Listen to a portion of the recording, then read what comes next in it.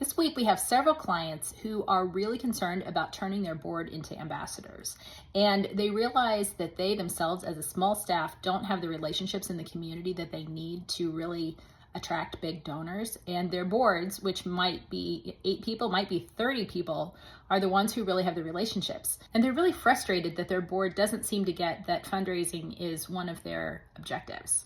So we've been talking about different ways to engage the board as ambassadors and meet them where they are. If you have a board member who's an introverted accountant, they are not going to be the ones on camera and out in front of the community, but they do have really valuable relationships among their peers. Or if you have somebody who's got great communication skills but is not very organized, you might put them out in a front person role, but not have them be on top of details. So with one of my clients, we're planning a board retreat where we are going to give them a guide to messaging about the foundation, and it'll also give them a lot of talking points to answer frequently asked questions. So how do I open a donor advised fund? Is there a minimum amount?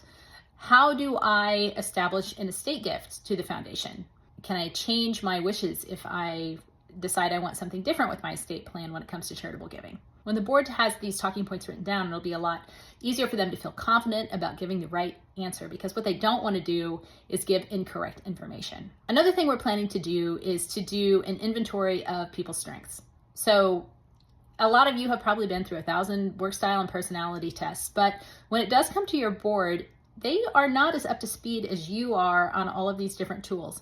And some of them may be retired and it just wasn't a workplace thing when they were working, or others just might not have gotten there yet in their career. So doing some sort of work styles assessment is going to give you a lot of insight on how to deploy different members of your board to do different kinds of activities.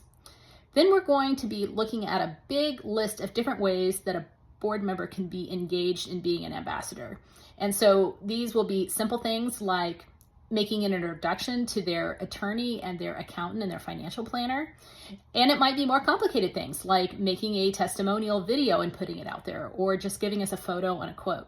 So that way we can help them create personalized plans for helping with fundraising in ways that they really feel comfortable with, instead of feeling like they need to go out and sit down and ask for $1 million. They can do small things that are going to add up in the long run.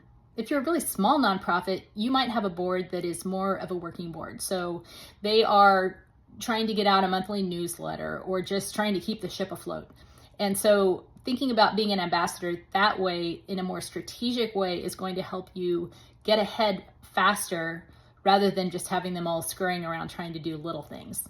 So we're going to be doing a training on how to turn your board into ambassadors as part of our accelerator community. So if you're interested in that, you can buy that as a masterclass coming up in a couple months.